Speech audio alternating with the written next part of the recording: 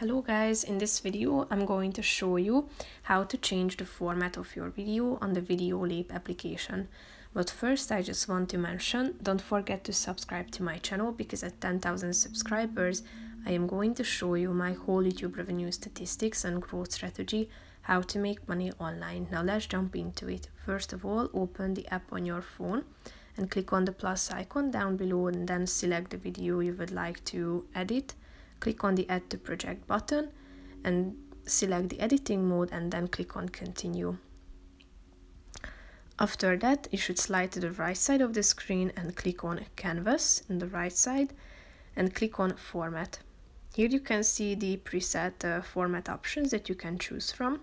Click on the relevant one and when you are done, just simply tap onto the screen and then the format of your video will be updated. So that's pretty much it for this video, guys. See you in the next one. Bye bye.